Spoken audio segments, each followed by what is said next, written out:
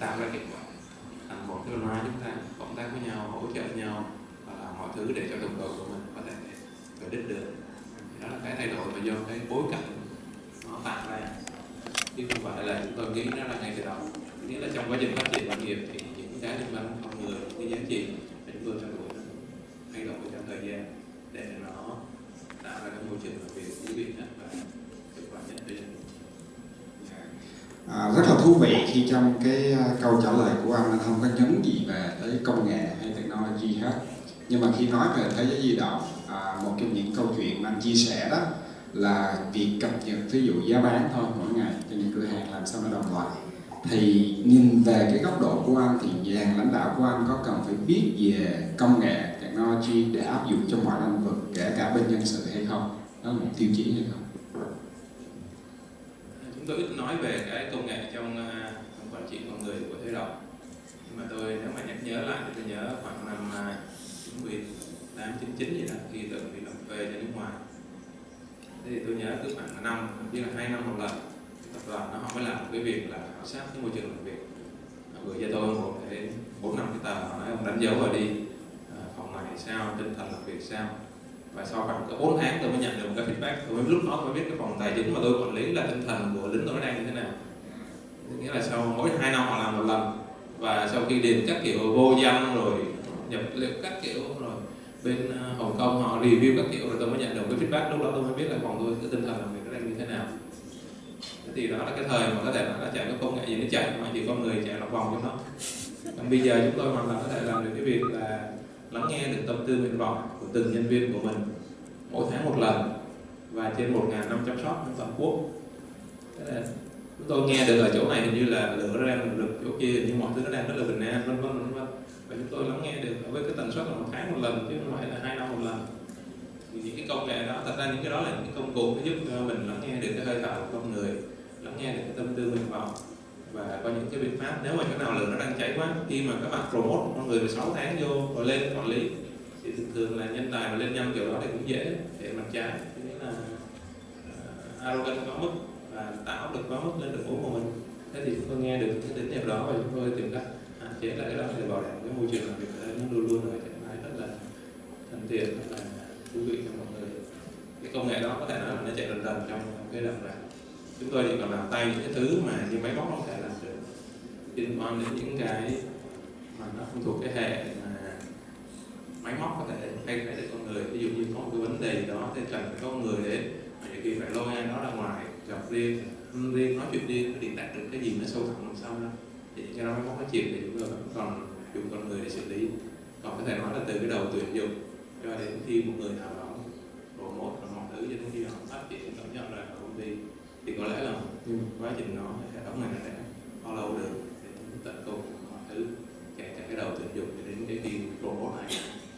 Đó là cái người đã làm được trong vài năm vừa qua. Cảm ơn anh.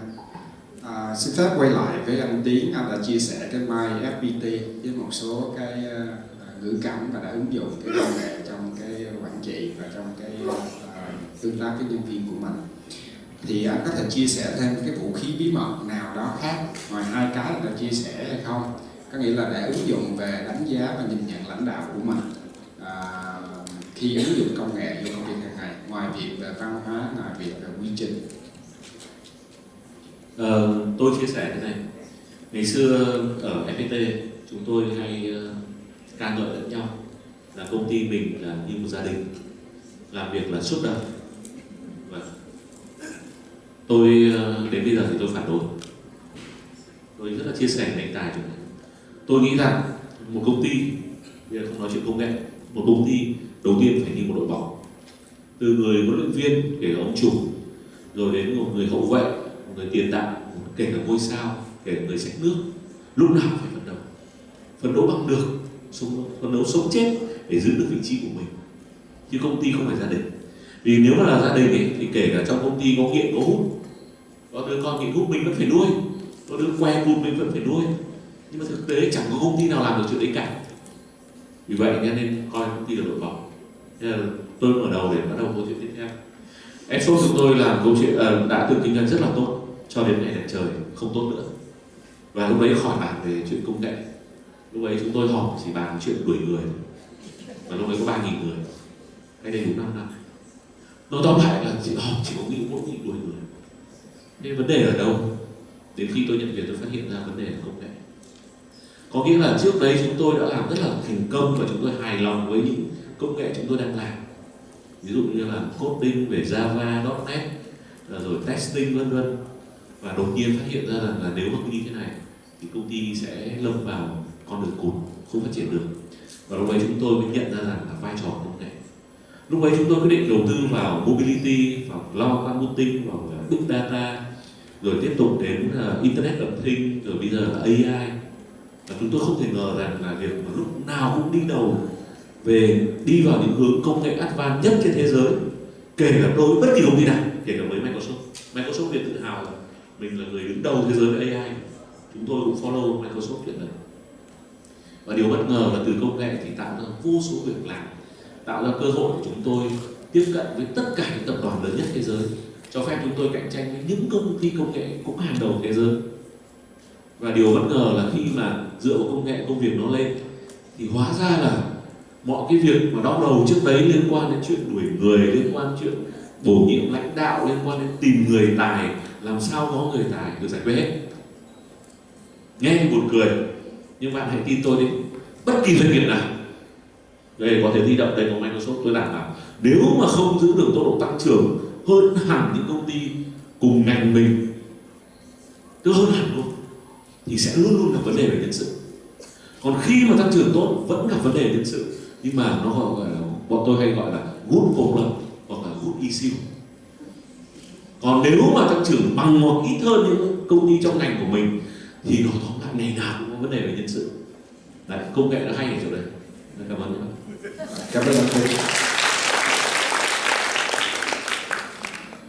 So Murphy, the next question is for you.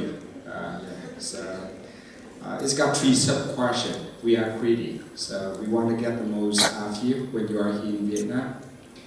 So the first one is, Microsoft got a very long history, right? Like, so many years ago, back to 1980.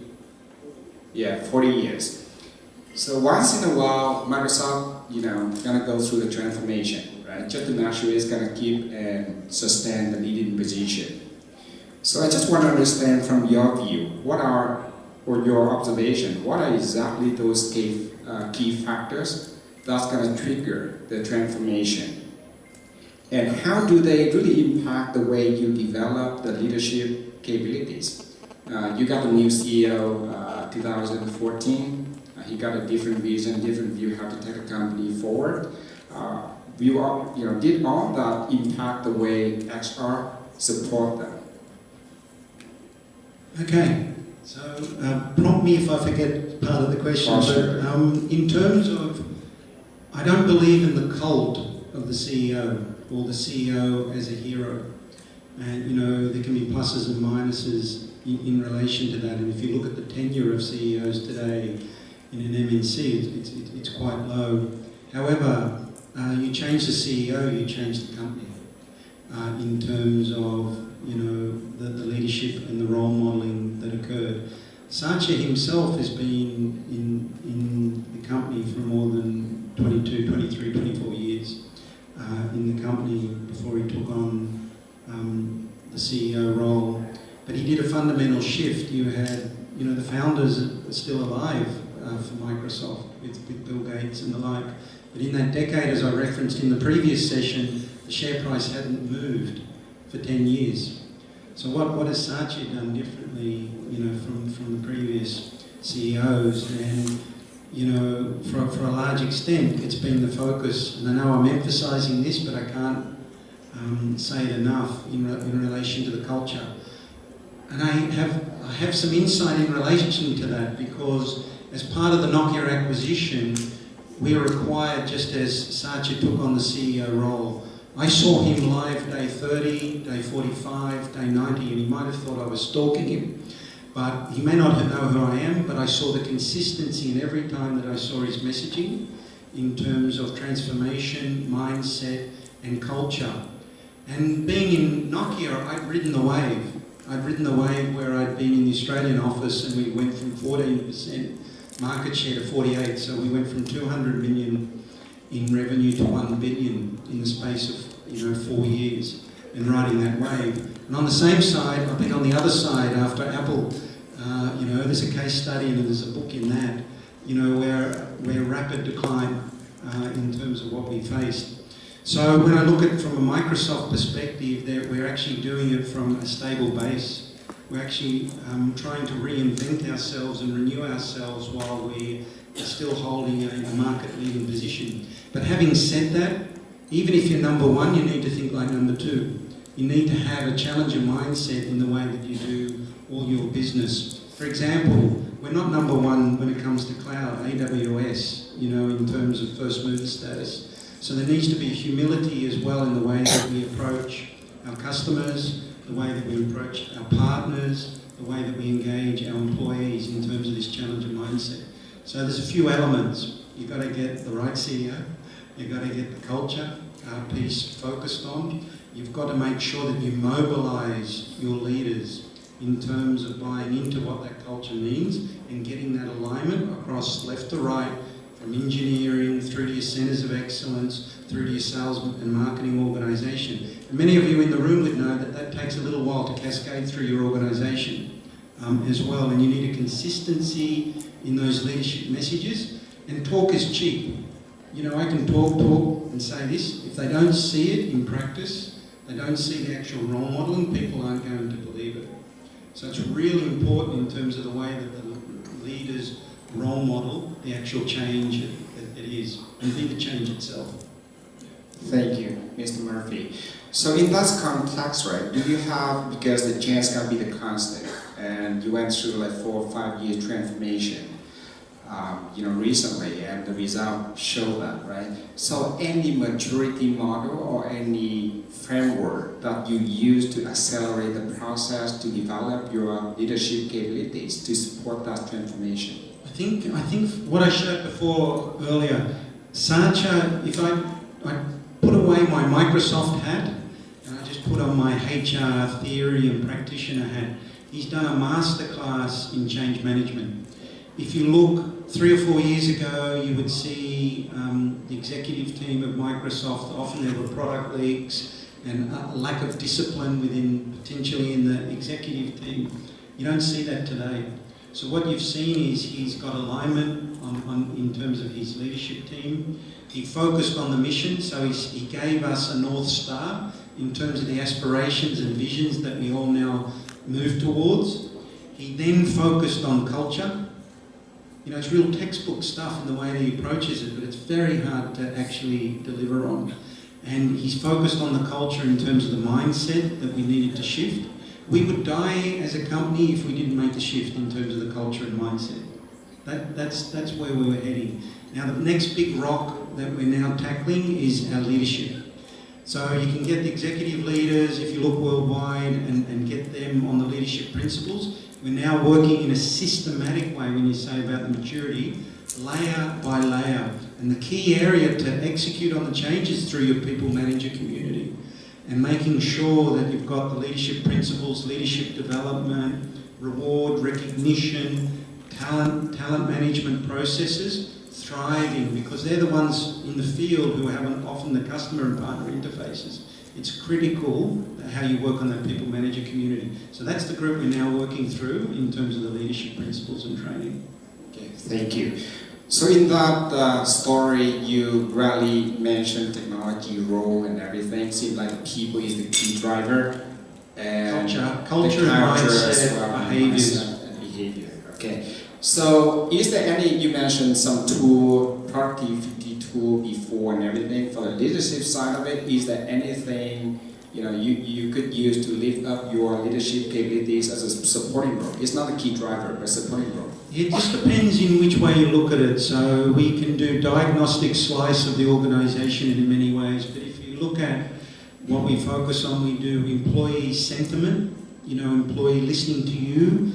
We do a daily pulse and look at what are the trends within the organisation on a daily basis and collect that through the dashboard, so you can see what's in the external media, internal media, and try and look at that. We also use leadership index. So our leaders are measured on an annual basis in terms of by your teams. So feedback in terms of your effectiveness as a leader, you get that from your direct reports, and that is put into a system. We look at that. We look at the employees' opinion survey for that team. We look at the leadership index for that team. We look at the customer satisfaction for that actual team, and we look at the attrition rates. And that can all be put within the dashboard. When you start to join the dots and start to put that analytics within a dashboard, you start to actually draw some conclusions. Thank you. Thank you. Quay lại với anh Tài cũng trong chủ đề đó, thì mọi người thường hay thấy anh ở những diễn đàn, những buổi họp báo rất là máu lửa khi nói về kinh doanh. Thì mọi người muốn biết khi mình giống như nói chuyện với nhân viên mình làm sao truyền lửa, tại vì anh luôn có người mới, luôn có những cái người cũ, luôn phải thay đổi, vận động để sáng tạo, để giữ vững cái vị thế của doanh nghiệp của mình. Thì những cái thông điệp mà anh hay thường phải lặp đi lặp lại, giống như ông Murphy có nói đó, khi mình nói với cấp dưới như thế nào để có thể truyền lửa, truyền cảm hứng cho họ, và để giữ vững cái văn hóa và giữ vững cái bước tiến để giúp cái doanh nghiệp mình đi lên.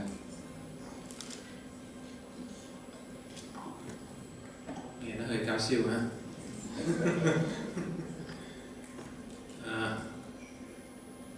Tôi thì tôi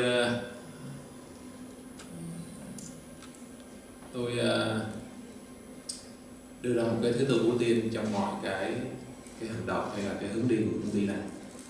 Tôi khẳng định là công ty này là tôi đặt khách hàng lên vị trí số 1 và đặt nhân viên ở vị trí số 2, rồi sau đó những cái người mà đang bỏ ra cả tỷ đô một cổ phiếu ở vị trí số 3. Thế thì khi mà chúng tôi nói về những cái đó thì nói lần đầu nhiều khi người ta không tin, nhưng mà những cái hành động mà bạn làm tiếp theo và bạn cứ làm đi làm lại và bạn khẳng định cái sự thứ tự ưu tiên đó, và nhân viên bạn thấy cái đó, để đến một ngày mà cái niềm tin nó đạt được đến cái mức mà bạn nói gì là người ta đón nhận và người ta làm, mà người ta bất chấp là trước mắt người ta có thể thấy những cái thiệt hại về liên quan đến cái quyền lợi của họ. Chúng tôi cũng thay đổi chính sách nhiều chứ, nhưng mà tôi bảo đảm với bạn là cái niềm tin nó cực lớn ở cái mức là khi chúng tôi thay đổi chính sách, nó có thể có những cái trao đảo nhất định. Tự nhiên một cái bạn store manager này tháng đó tự nhiên thu nhập đang từ mấy chục triệu nó rớt mất 5-7 triệu, nhưng mà tôi bảo đảm với bạn là không bao giờ họ nghĩ trong đầu là công ty này đang cố gắng làm cái gì đó để ảnh hưởng đến thu nhập của mình. Họ luôn có một niềm tin là mọi thứ nó sẽ rất là ok trong tương lai. Thì công ty này qua 10 năm, mấy năm nó đã build được một cái trust rất là lớn trong cái đội ngũ của mình, đó là công ty này luôn luôn hướng đến người nhân viên của mình, chỉ có sau khách hàng thôi chứ không sau bất kỳ ai khác. Và cái niềm tin nó giúp cho chúng tôi khi làm bất kỳ gì đó mới, khi có những cái thay đổi, vì thị trường khách hàng luôn luôn thay đổi, và chúng tôi thay đổi để chúng tôi bị chậm chân, thì những cái thay đổi đó luôn luôn được đón nhận, và cái sự phản kháng những thay đổi đó rất là thấp, bởi vì số đông luôn luôn là cái niềm tin là chắc chắn là công ty đang làm cái gì đó tốt cho cái đội ngũ của mình, bây giờ làm cái gì đó để hiện nay chúng tôi sẽ đi. Cảm ơn anh. Khi anh nói về khách hàng là đầu tiên trong danh sách á, thì ví dụ như Thế Giới Di Động mở cửa, anh nói mỗi ngày 2 cửa hàng, thì anh luôn cái người mà luôn tiếp xúc với khách hàng là cửa hàng trưởng và nhân viên cửa hàng đó. Thì Duy có đọc qua một câu chuyện, và anh khi anh nói cái người cửa hàng trưởng khác với những nơi khác là không bao giờ gọi là quyết định bày bán cái gì đó, chuyện bày bán đã có hệ thống hỗ trợ hết, chỉ cần để làm tốt cái nhiệm vụ của mình, truyền lửa cho nhân viên cấp dưới. Thì bằng cách nào đó để anh mang một cái người ngoài vào, anh có thể đảm bảo những người đó theo đúng công thức và có thể theo đúng cái mô típ, để cho mọi cửa hàng nó đều rất là đồng nhất, nó không có sự khác biệt, và đảm bảo cái chất lượng để tương tác với khách hàng đó. Anh đang nói về cái mặt và cũng có thể là cái mặt yếu nhất của Thế Đông. Nếu mà nhìn ở góc nào đó thì nó là cái mặt tức nghĩa là chúng tôi xây dựng được một cái chất lượng dịch vụ tương đối đồng đều, và đội ngũ của chúng tôi phục vụ khách hàng tương đối tốt. Và cái mặt yếu của chúng tôi là gì? Hình như cái tổ chức này nó rất khó đón nhận cái người mà băng ngang từ bên ngoài vào, và chúng tôi cho là đó là một mặt yếu của mình. Nếu các bạn nhìn vào toàn bộ những cái đội ngũ store manager hay là đội ngũ cấp cao của chúng tôi đều promote từ trong nội bộ lên hết. 10 cái tướng vùng của chúng tôi đang quản lý cái doanh thu năm nay 60 tỷ, như vậy là một cái miền của chúng tôi khoảng 6.000 tỷ doanh thu, là chúng tôi nhìn toàn là từ nội bộ lên. Trong có bạn 5 năm, có bạn 7 năm, còn store manager có những người vô làm được 6 tháng năm cũng được promote lên. Còn hỏi có những người băng ngang từ bên ngoài vô không? Trong quá khứ chúng tôi đã từng có đó, nhưng mà cái mức độ mà chấp nhận cái hòa nhập hay là cái chấp nhận cái văn hóa này sao có cảm giác là nó không thành công. Đó là cái điểm yếu nhất của tôi, là chúng tôi rất khó đón nhận những cái như các bạn nói là talent từ bên ngoài băng ngang vào trong đội ngũ này. Thì chúng tôi cũng chưa biết giải quyết cái bài toán này như thế nào, chắc là anh Lượng cũng phải suy nghĩ. Bởi vì đến một lúc nào đó nhiều khi chúng ta cần có những cái nhân tố mới ép lên vào trong cái tổ chức này. Còn hiện nay có thể nói với các bạn là 99,9% đội ngũ huy động là promote internally, đưa đội bộ lên. Xin cảm ơn anh Tài. Xin phép quay lại phía anh Tiến. Theo như được biết cũng có cơ hội tương tác với đội ngũ lãnh đạo của bên Nam, thì anh là người đi nhiều, tương tác nhiều và nhìn được cái bối cảnh của cái công nghệ trên toàn thế giới. Thì theo anh có những cái lời khuyên nào đó về cách áp dụng về công cụ hay công nghệ cho những doanh nghiệp ở đây, ngoài My FPT chắc chắn cũng sẽ có khách hàng, thì mình có thể áp dụng những công nghệ gì khác mà để những cái doanh nghiệp ở Việt Nam mình có thể ứng dụng nhanh được, có thể thấy được cái lợi ích trước mắt tốt nhất? Dạ vâng, bây giờ thì tôi lại không nói công nghệ nữa. Tôi có một chia sẻ, chẳng khuyên bảo gì cả. Một chia sẻ đối với tất cả các anh chị là lãnh đạo ngồi đây, đặc biệt là những người đứng đầu doanh nghiệp. Thì lời chia sẻ là gì? Là không cần dùng công nghệ mà dùng sức người. Một năm, ví dụ như năm ngoái, chúng tôi tuyển mới là 3.400 bạn, 3.600 bạn ở Hà Nội, Hồ Chí Minh, Đà Nẵng, Cần Thơ, ở Nhật Bản, ở nước ngoài. Mặc dù bất kể công việc nào của tôi thì tất cả các fresher, tức là những bạn vừa tuyển vào, kể cả có kinh nghiệm lẫn như không có kinh nghiệm, tôi đều gặp họ. Mỗi một tháng tôi đều đi một miền, một nơi, và tôi tập hợp tất cả những người vừa vào công ty. Tôi chia sẻ họ là chiến lược công ty phát triển ra làm sao, ứng dụng công nghệ thế nào, văn hóa công ty ra sao, chúng ta sẽ tiến đến đâu, chúng ta sẽ phải làm gì, mỗi một người sẽ làm gì. Và việc này tôi không ủy quyền cho kể cả tổng giám đốc. Một buổi nói chuyện của tôi vắng thì là 20 người, ít 20 người, kỷ lục đông là khoảng 400 người. Và tôi đã duy trì là 4 năm nay như thế rồi. Năm nay tôi sẽ tuyển dụng đâu có khoảng 5.000 người. Vì vậy thời gian tôi mà phải đi trình bày với các, đây là trình bày đấy, với các fresher của tôi, tức là những bạn mới vào sẽ tăng lên. Tôi không biết là tôi sẽ duy trì được việc này đến bao giờ, nhưng ít nhất cái này không cần công nghệ, cái này chỉ cần khỏe thôi. Và khỏe thì là một trong những phẩm chất của lãnh đạo.